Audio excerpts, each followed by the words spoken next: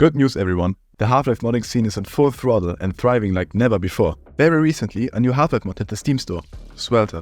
One of the most detailed and most impressively looking mods featuring great gameplay and a great story that actually gives us two possible endings. Stick around for more on that though.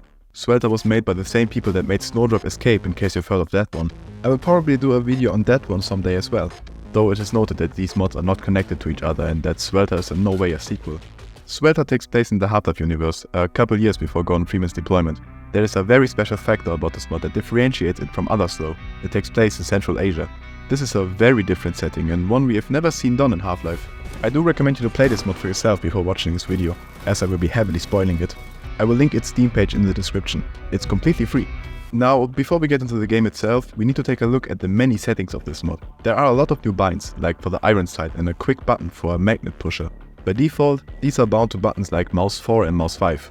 I think this is fine for like 80% of all players, but I personally just don't use mice that have more than 2 buttons, or 3 if you count the scroll wheel. But yeah, I simply just rebound them, so not much of a problem. Be sure to check the binds as well though.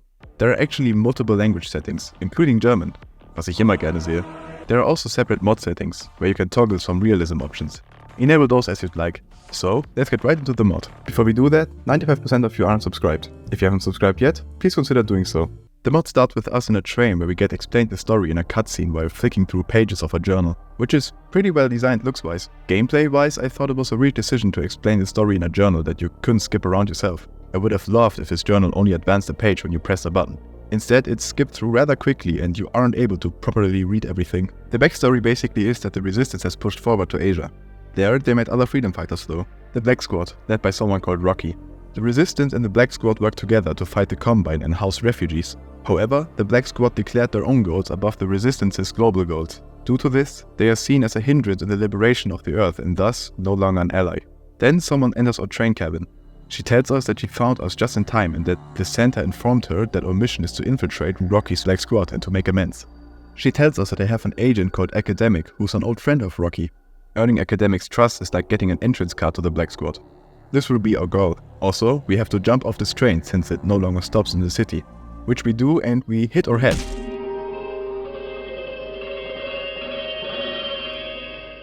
Immediately, this city looks really detailed.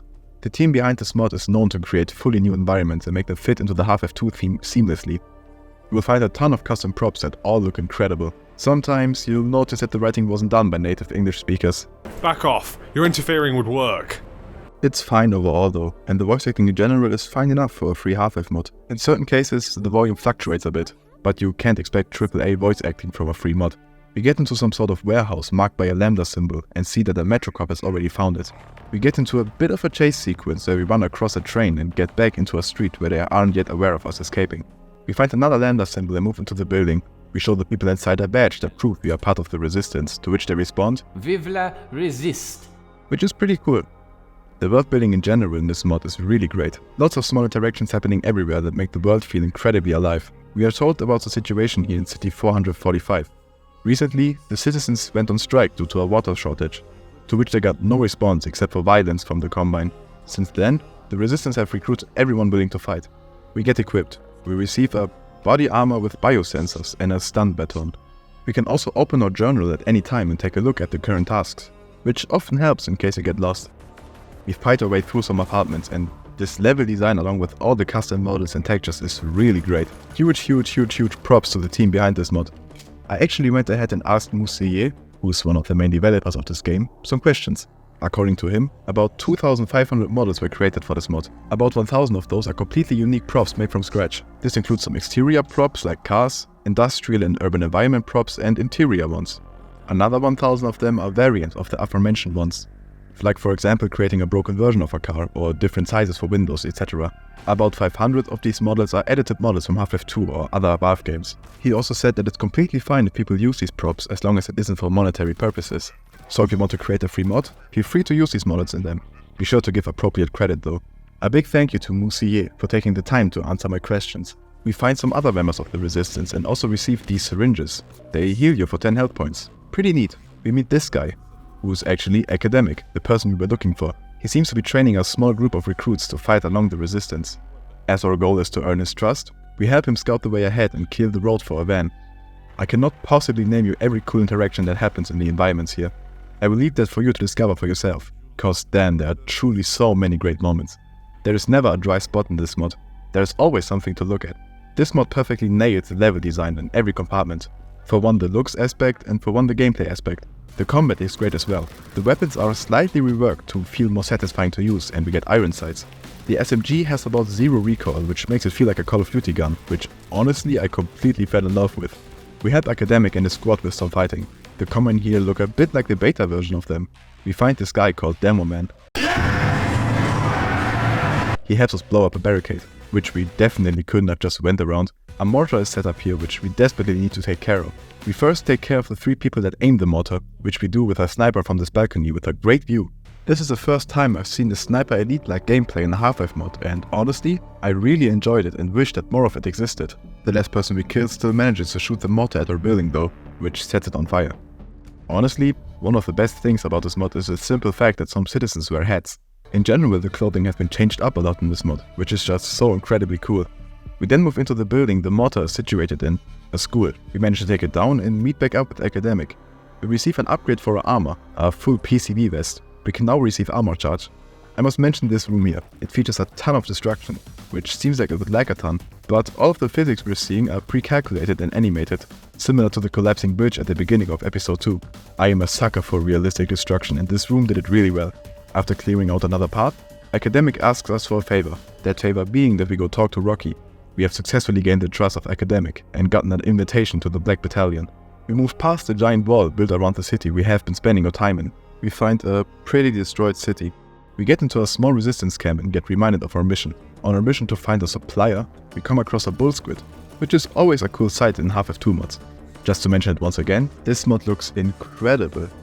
Now that does come with its drawbacks. I'd like to claim that my PC is pretty good, but sometimes there were occasional lag spikes.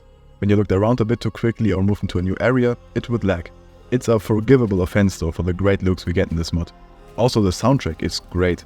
As I usually do in my mod reviews, all the background music you're hearing in this video is from this mod. Shortly afterwards, we receive the magnet pusher.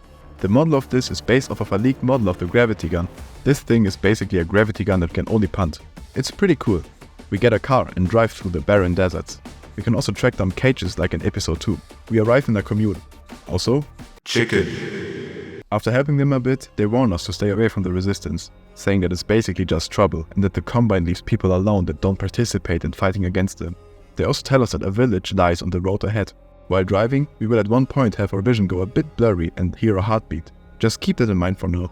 Once we arrive at the village though, we find that it has been completely destroyed with no survivors to be seen. In this village, we are mostly solving puzzles, some of them more complicated than others.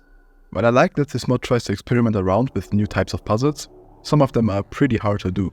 Like this one where you have to enable the power and then no-scope this cable in like a 0.1 second time frame. In general, most of these puzzles are pretty fun to do.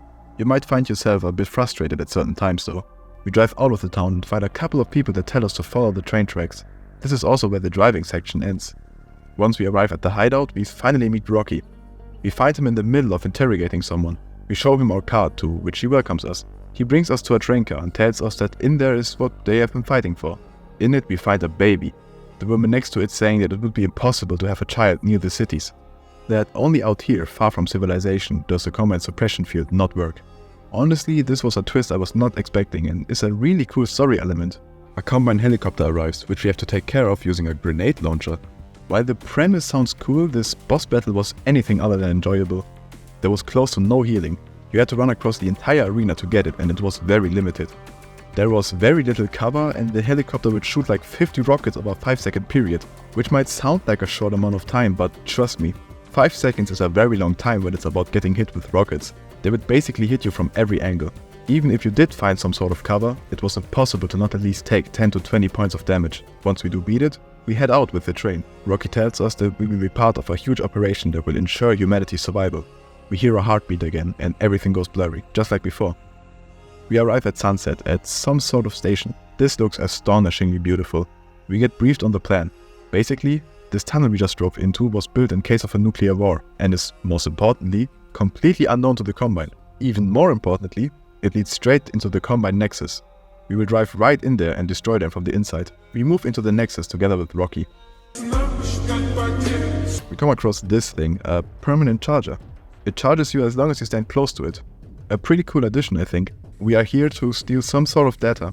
After shutting down the dark energy generator and dealing with everyone in the building, we move down to the lobby and fight against an oncoming assault. We fight against Combine with a new orangey look. I love variations like this. It reminds me of the different types of clone troopers they have in Star Wars. I must also mention the weapons once more. At this point we have received all the ones we can get. Besides some of the Half-Life 2 weapons we know that are all reworked, we also receive what is basically a throwable SMG grenade that explodes on impact. We also get bug bait, which I should probably have mentioned sooner, back when the Antlions were actually a relevant topic, but I didn't because I never found a use case. But I also think it's a pretty cool idea to give a limited bug bait. Once we are done here, we go back to Leap, to which our heart starts to beat again. Our vision goes red, and this time we fall over. We throw up. Rocky tells us to hang in there and that everything will be alright. We get dragged back to where we came from, to which there is a time skip and we awake in some random bed. The same girl from the train at the beginning of the mod awaits us in front of the door. She seems quite stirred up.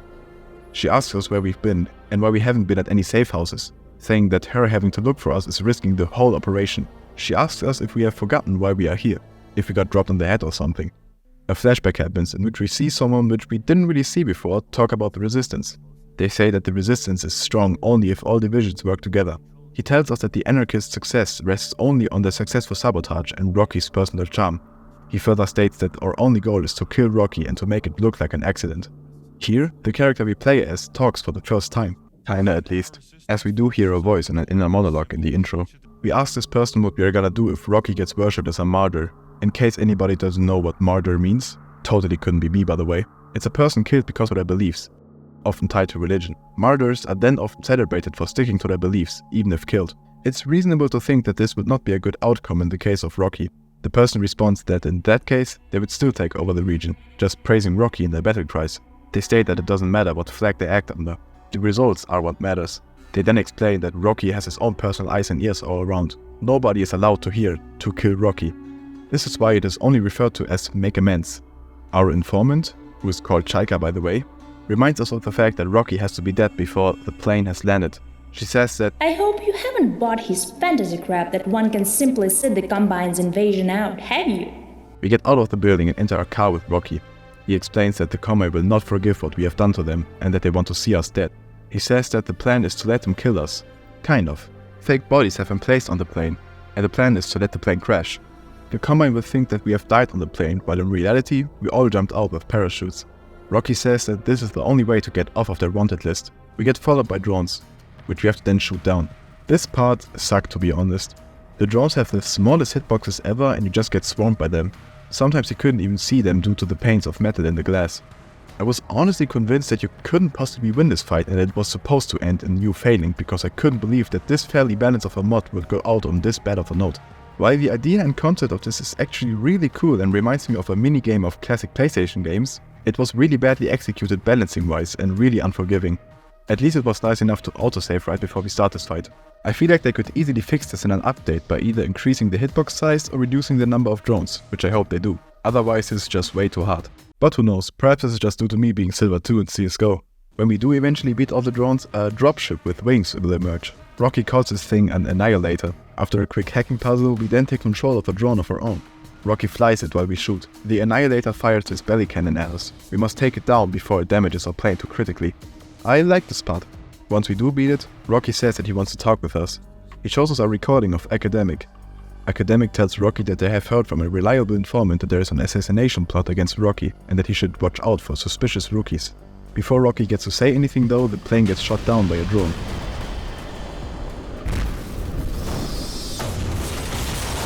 We however have a parachute and Rocky is connected to us by rope, somehow.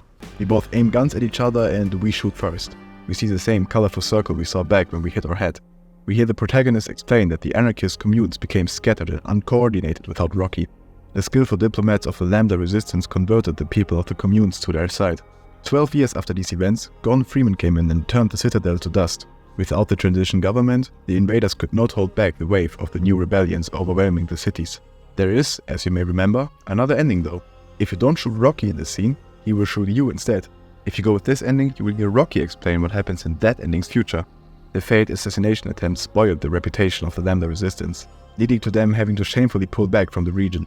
The data stolen from the Nexus helped them avoid a confrontation with the Combine's Punishers. From there, he tells about the same story as our protagonist does, with Gordon Freeman turning the Citadel and City 17 into nothing but a radioactive field. I don't think any of the endings are necessarily good or bad, as both lead to the same thing eventually. I would say that Rocky doesn't really seem like someone that deserves to die, and his ideology seems to work for him and his communes. I think it's about how much you value your own protagonist's life when you decide what you do in the end. I do like that we get a choice in the ending, even if it doesn't matter as much in the grand scheme of things. Before getting into my final thoughts on this mod, there are 2 bonus maps which I very quickly want to cover. One is a shooting range and one is a map of a cancer bottle mod where you get chased down by people sent to clean up the place from survivors, which is honestly a pretty cool experience. Check those 2 maps out if you'd like to. Let's get back to the main mod though. What an experience this mod is. I can honestly see myself replaying this someday in the future. The gameplay and detailed world is amazing and unlike anything I've ever seen. Incorporating some of the Elite Half-Life concept into this mod is great, like reworking the Elite Gravity Gun to be the magnet pusher and changing the look of the Combine to be more green. What will also always stick with me is the huge variation in citizens we find. It has always bugged me a little how all people are dressed in one of 3 outfits throughout all of Half-Life 2 and its episodes. This mod changed that. I wish the baby had a bit more relevance in the plot later on, but that's just a small nitpick in an overall great mod. This mod makes me incredibly happy, simply because it shows how much effort the Half-Life modding community is willing to spend for absolutely free, simply to deliver a great product. Huge shout out to the entire team behind this mod. I very highly recommend this mod and I give it a 10 out of 10. I would love to see what you think in the comments. So yeah, check out my other videos and consider becoming a channel member. Otherwise, thank you for watching.